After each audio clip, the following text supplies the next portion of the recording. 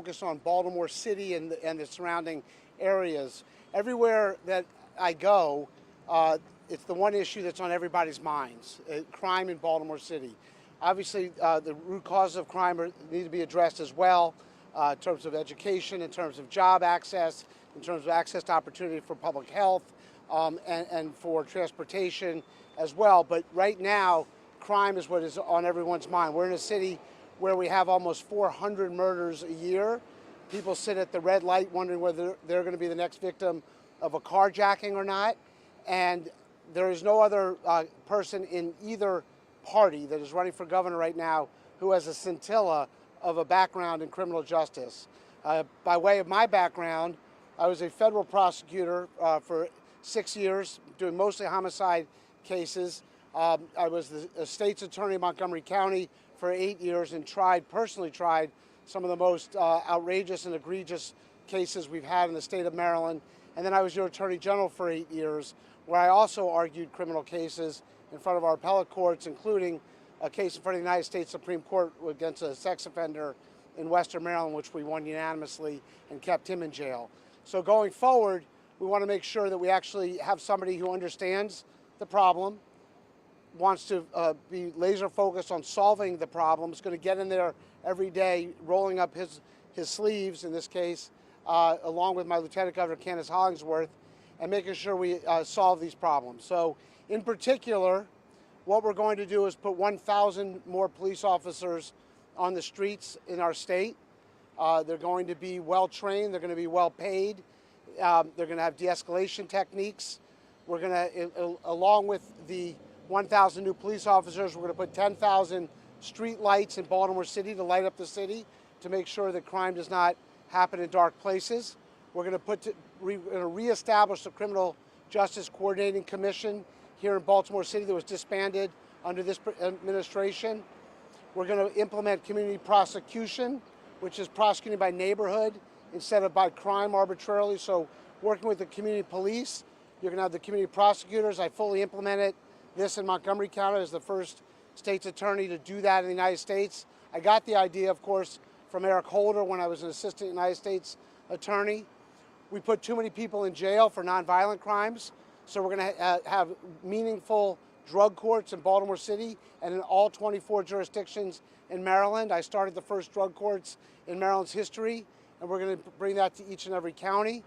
I started the first domestic violence courts in Maryland's history, and we're going to bring domestic violence courts to Baltimore City and to the entire state. All 24 regions are going to have domestic violence courts. I started the first Family Justice Center in Maryland's history. It's now in Rockville. Wraparound services for families that are victims of crime, and to make sure that we address those issues as well. So those are some of the components of what we're going to do. A couple sort of more of the minutia that people don't understand, but if you've been in the criminal justice business for years, as I have, you understand the importance of these aspects as well. We want to clear up stale warrants, back warrants. We cleared up tens of thousands of those in Montgomery County, which allowed law enforcement to focus on warrants that were fresh, new, and bringing in violent offenders. We want to work with the U.S. Attorney's Office. Eric Barron is a very close friend. I've worked with him for a long time. His first assistant, Phil Selden, I've known forever, since he was a little boy. We want to make sure that we take all gun cases, anybody who's a convicted felon who is involved in a commission of a crime, a violent crime with a gun, those cases should go to federal court where there's a mandatory minimum of 5 years for those offenses. We've tried that in the past. It worked in the past, and we need to do it again. Project Exile, many of you might have remembered. We want to make sure we have gang units. I set up the first gang unit in Maryland's history. We want to make sure we have those throughout the state. And something that we call papering, which is having prosecutors involved at the front end of cases. So when they come in, when a case comes in, the police bring it to a prosecutor before it goes to a court, and you can divert cases that should not be in the court system in the first place into diversion programs, but making sure you're working with the police to get evidence and gather evidence that needs to be gotten right away. So those are some of the major components of what we're going to do in our Safe Maryland plan. Really excited about doing it. Obviously, we're uniquely qualified to do it. Baltimore City needs us to do it. We're the only campaign, the only ticket that has the executive experience in the primary on the Democratic side, where both people on the ticket have executive experience and have worked in fighting crime in their jurisdiction. So it's something that I know. This is not something where you put somebody that does not have a background in criminal justice and hope that they can figure it out along the way. So with that, I'm going to turn the mic over to my Lieutenant Governor, Candace Hollingsworth, who spent 4 years on the Hyattsville Council before becoming governor, before becoming mayor of Hyattsville for 6 years. When George Floyd was murdered, she left that position to found an organization called Our Black Party, which has over 20,000 members nationally, and is focused on the betterment of Black Americans, and in this case will be Black Marylanders, on issues such as criminal justice. So with that, I'll turn it over to Candace. Thank you. Thank you, Doug, and good morning to everyone that is here. Thank you for being here for such an important announcement from our campaign. My name is Candace Hollingsworth. I'm a candidate for Lieutenant Governor, running alongside the formidable Doug Gansler, who is a former Attorney General for the state of Maryland. We are running to bring our combined nearly 33 years of public service experience to build a Maryland that is safer, stronger, and more just. And I am excited about partnering with Doug, not just because he knows how to address crime, but because he knows that the main ingredient to building a safe community is by investing deeply and equitably in the things those communities need. Resources like jobs, housing, transportation, education, and a strong local economy. Baltimore is a jewel in Maryland's crown, and we have to treat it like the jewel that it is. And unfortunately, for too many years, Baltimore and its people have been neglected. And it is time for Baltimore to have partners in the State House who understand the importance and the richness of Baltimore's history, the cultural richness of its communities, and are committed to making sure that maintains as it builds a safer environment. We know that the solutions of the 90s did not work to address public safety. What we are proposing is a radically different alternative, where the two of us are focused on building safe communities with an attention to justice. We've seen far too long that communities that are built safe usually means that those who are living there can no longer afford to live there. But when we talk about making Maryland safer, when we talk about making Baltimore safer, we're talking about making Baltimore safer for Baltimoreans, so that every day people can be proud to live in the city of Baltimore. The reality is, though, that every year, this year in particular, Baltimore is approaching 400 murders this year. And that's not just counting the lives lost from murders. It's counting the lives that are impacted by those murders, their families, and that's not counting assaults and carjackings. We deserve better. Families deserve to be safe in their communities. We also deserve to be safe from those who are charged with protecting us. I'm not here to speak for Baltimore, but I can tell you I'll speak up for Baltimore. And Doug and I will make sure that we speak up for Baltimore as we are partners to make sure that this city is a place that people can be proud to call home and can live with pride and can live with dignity. Thank you.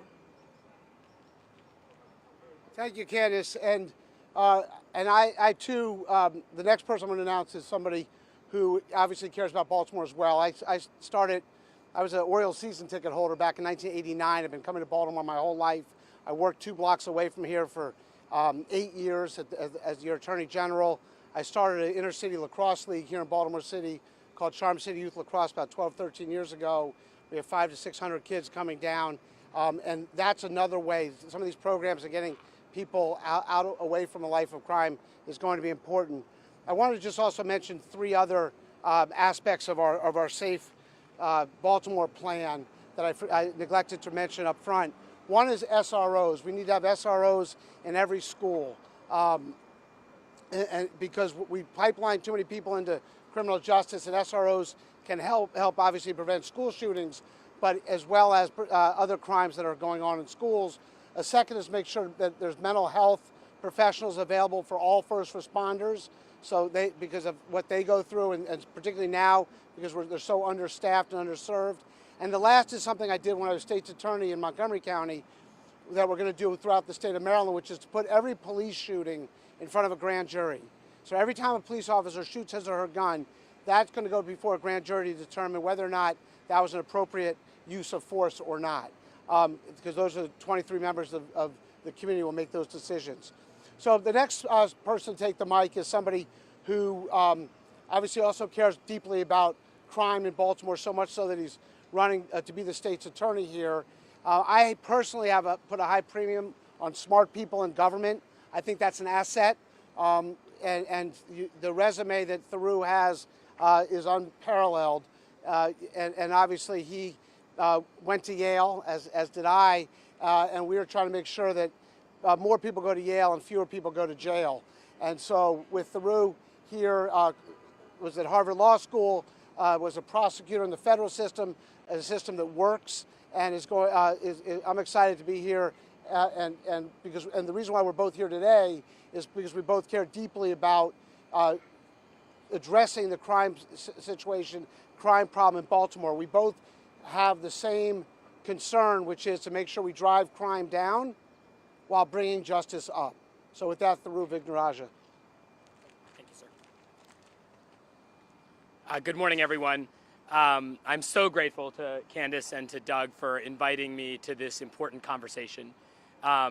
If you are running for governor and you are not talking about crime in Baltimore, you do not appreciate the magnitude of the task before you.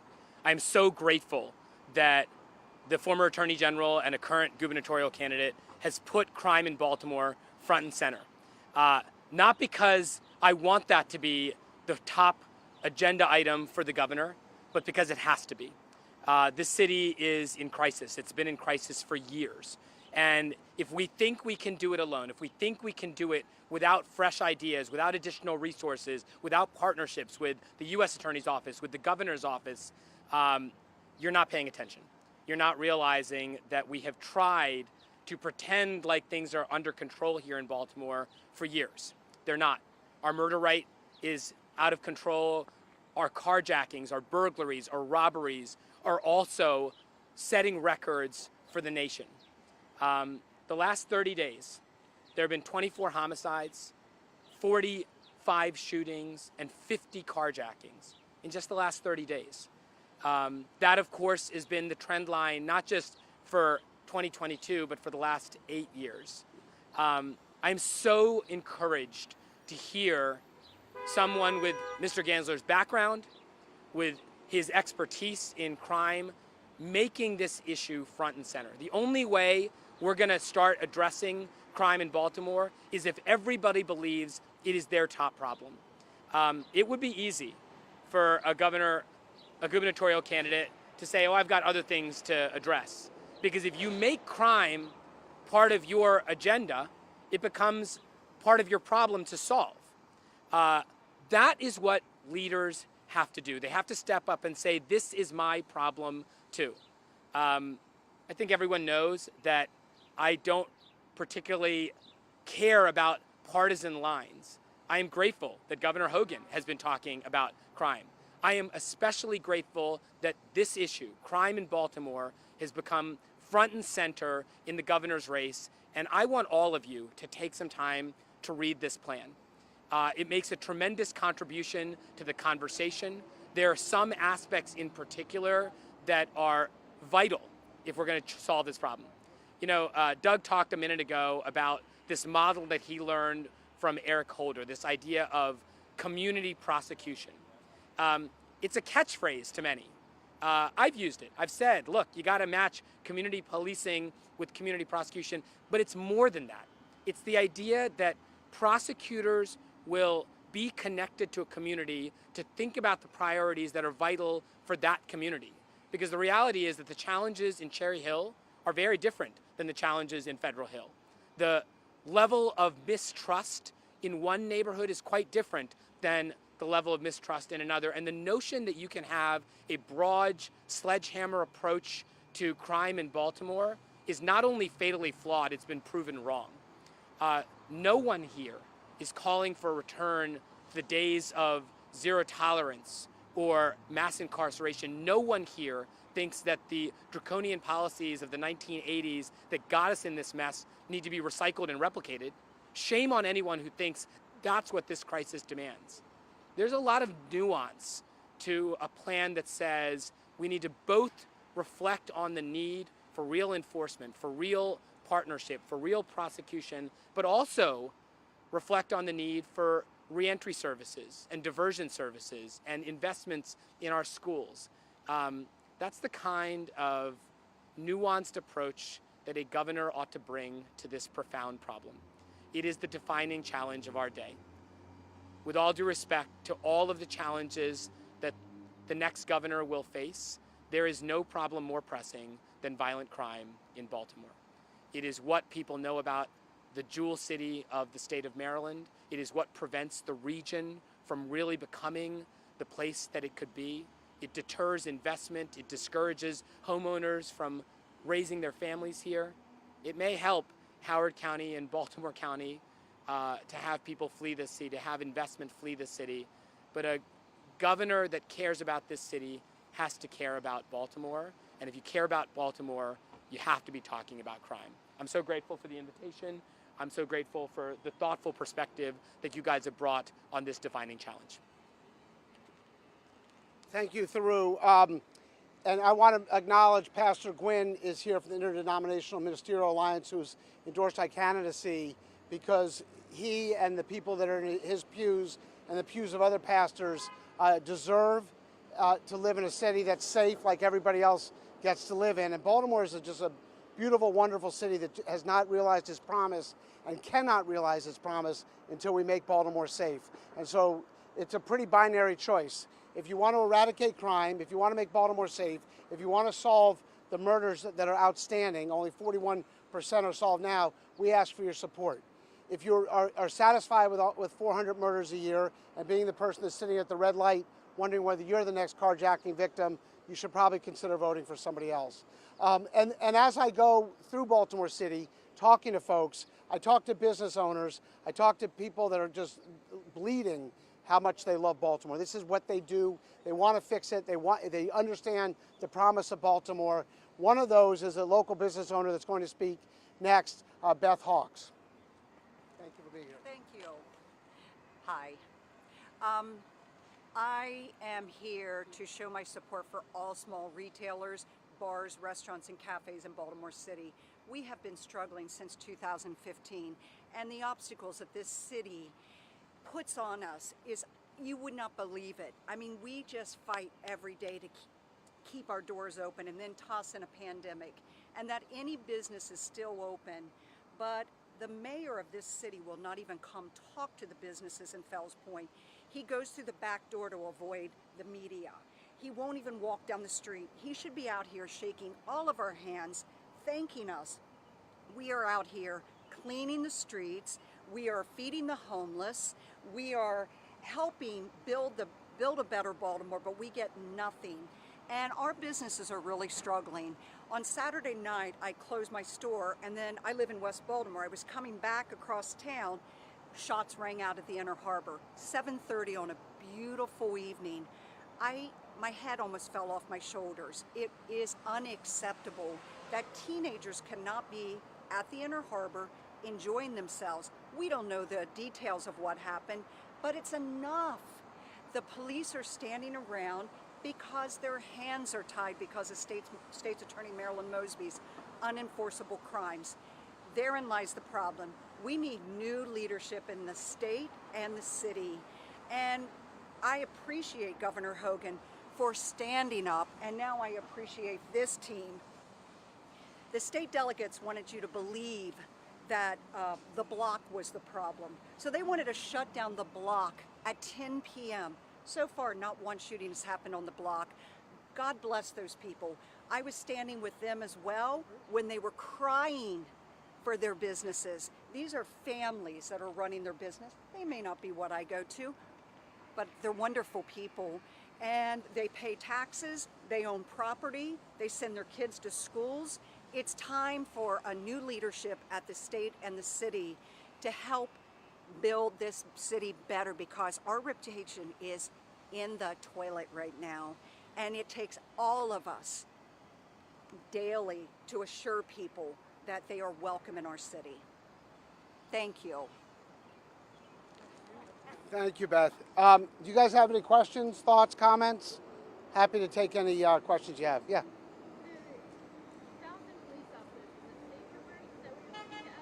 No, they would be police officers, actual in various jurisdictions, obviously heavily focused on Baltimore.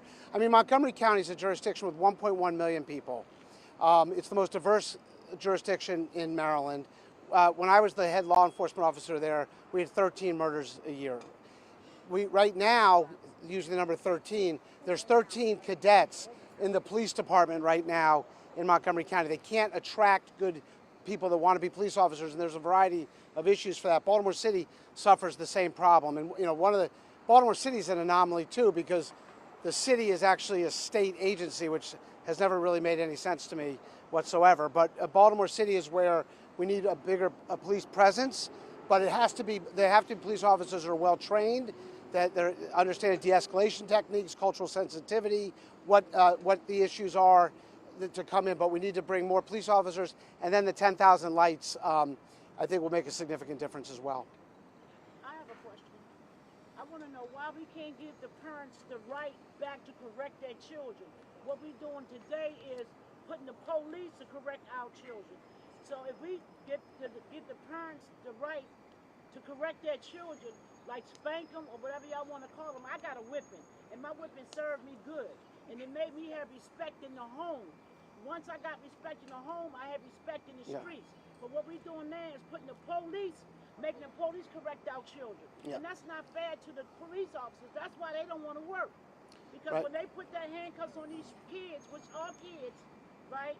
Which are kids, and then they being penalized because they correcting children. And that's not a police job to correct children. It's the parents' job. So we need to do something with these parents and give them their rights back so they can correct their children. Because if you look at it, they have no respect in the street. You want to take it from me? So I think you're absolutely right that there are certain things that police officers should not be responsible for. And I do believe that parents and families should have the autonomy to be able to lead and to raise their families in the way that they see fit. But it's also important that parents are able to thrive and are able to support their families completely and fully. Right now, there are many people who do not have the opportunity to see their families on a regular basis, whether it's because there's a parent incarcerated or there's another parent working 3 or 4 jobs. And it's important for us to make sure that we end eras of mass incarceration, and that we also make sure that everyone who has a job, who needs a job, has the opportunity to get one, so that families can be whole, and that the leadership can come from within, and that we're able to build strong communities from the start. I have a question. Yeah. Politically, what's the relationship with you and Mr. Vigaraja? Are y'all endorsing each other, supporting each other? We're actually really focused not on politics, but on the crime problem in Baltimore, and that's my number one priority. I actually can't wait to get in there and roll up my sleeves. Mr. Vigaraja and I have known each other for a very long time. We both come out of the criminal justice system in terms of making sure that we are very focused on driving crime down, bringing justice up in our various backgrounds. We both actually have been assistant United States attorneys. We've both been at the Attorney General's office. We both are mono-focused on crime in Baltimore. So there are very few people in our race. In fact, the only other person in the governor's race who is focused on Baltimore City crime has been Rashawn Baker from Prince George's County. We have a different view on how to address it, and obviously I have a much more hands-on approach in my background, but I deeply respect Mr. Baker, County Executive Baker's desire to also address crime in Baltimore City and with his ideas. Mr. Gansler, I have a question. How are you? Nice to see you again. Thank you, too. One of the things we don't have here in Baltimore City from our local leaders is the collaboration with the grassroots on the streets. Yeah. And I can speak for Daru because unity has been something that he always pushed for in helping businesses, and he's demonstrated something on the streets that has him ready to be where he want to go. But as a governor, my ills with Hogan is the streets are here. You know, since 8 o'clock this morning, I go to at least 12 encampments to to make sure people got ice and cold drinks for the day. Yeah. Just the basic things. Crime is my problem because crime, they turn on each other, they're fighting each other. You know, I feel like all hats, but when it comes to our leaders not making sure that the least of them, the collaborative efforts for our homeless individuals on the streets is a big part of crime. Right. So, and thank you for that. I mean, so I started with talking about collaboration with leaders. So we need to have the government in the state level, the county level, the city level, all working together. So, and then all the stakeholders that are in the city, judges, public defenders, folks that are in the treatment side, NGOs for sure. And that was the Criminal Justice Coordinating Commission, which is in every jurisdiction. We had those, and then it got stopped here in the city. So we need to reinstate that. In terms of the people, it's interesting. So I was elected for 16 years and served as the Chief Law Enforcement Officer of Montgomery County for 8 years and the Chief Law Enforcement Officer for Maryland for 8 years.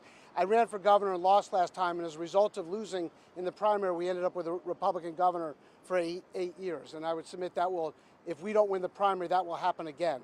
And so it was interesting. So I got a bunch of calls after the Freddie Gray riots. While the Freddie Gray riots were going on, friends were watching from all over the country saying, "Aren't you glad that you're not dealing with that?"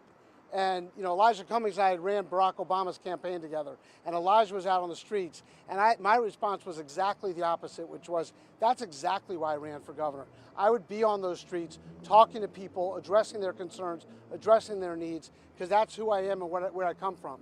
So, and it's a little bit about community prosecution as well, and Tharu sort of explained that a little better, but it's having prosecutors and police officers in the communities, at community meetings, not only training the police officers in the different districts, but in the communities, talking to people about what they see and what they know are the problems that are failing their community. And so that's part of it, and I'm really excited about doing that. Can I add one? Yeah, of course. Christina, I actually think I want to add one layer about what it means to be sort of in the streets, because I don't expect the next governor to be doing the work that you do every morning. The governor has that to do from time to time, but there's a lot of other responsibilities. But the reason why a partnership between Baltimore City and Annapolis is vital is that idea of community prosecution. That can't happen without a devotion of additional resources to Baltimore City to make sure that we have the ability to bring prosecutors that are not overwhelmed by their dockets, so they can meet with community leaders, they can meet with victims, they can walk the streets, they can go to the markets on the weekend, they can go talk to people that are doing the work in the neighborhoods. That takes resources. And so when the governor says, you know, whether it's Governor Hogan or Governor Gansler, or when they say, I'm devoted to making sure that we're committed to the streets, it can't just be window dressing. It can't just be a political platitude. It's got to come with a commitment of resources, and that kind of thing really does translate. I'm going to say one more thing really quick, because this woman is a saint in this city. Christina Flowers feeds the homeless. But you know who else did? Patrick Russell from Cooper's. During the pandemic, Patrick Russell brought his food truck down to the underpass under the 83, and he brought firewood every day for the fire pits for the homeless. We brought blankets. Tharu was with us. We have gone, not only does Tharu fight for our businesses, we have gone all around the city and helped other businesses when they can't get any attention from the leaders at City Hall. And this woman is a saint. She deserves so much praise, and so does Patrick Russell from Cooper's. The ironic thing is, he just got a huge fine for chipping paint on the top of his building. He gets no break. It's unconscionable. All right. Amen. Any other questions? Say one or two more questions, or we can. Could also do one-on-ones if the Yeah. reporters want a one-on-one. Okay. Thank you all for being here. Thanks for caring enough. Say something. I live in the Penn North neighborhood, and a big issue in my neighborhood is trash and garbage. It's a business in my neighborhood, and they constantly putting their trash out. It's not in trash cans. We have the recycle bins. They fill it up with garbage. The trash man's not going to take it because it's for was recycled. So it just sits there. And that's just causing more garbage and trash. I get out, I sweep, but it just goes over and over. One property has like over 20 citations. And you know, they clean it up, then they do it again. So they say, we don't care because nothing's going to happen to us. Right. So blight in communities, businesses closing down. I remember last week I was walking up Charles Street to go to Darker Than Blue to meet Casey Jenkins up in there, and I saw that all the restaurants that used to be there and stores used to be there are no longer there. And if you have blight, if you have vacancy, if you have drugs on the streets and that kind of thing, crime comes, and people think no one cares, so there's going to be more crime. And one of the aspects of community prosecution that's so vital is that police, prosecutors, NGOs, nonprofits, and others come to the communities and talk to people like yourself about what are the issues that are plaguing your community the most, that we can sort of make sure that phone calls are made to the garbage folks and the Department of Transportation and whoever's going to work with you to address those issues. So we did it. We've done it in Montgomery County. We did it with Eric Holder, and it's an important aspect of community prosecution. And I think if you go to a business and you say, hey, what are you doing with your garbage? They should have an answer. They shouldn't say, oh, we just sitting it out back. Right. So I know who's doing it, but it's just nothing's being done about it. All right. Well, thank you all so much, and appreciate you taking time to be here. Thanks.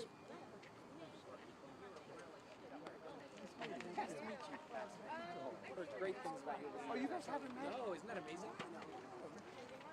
He's so young.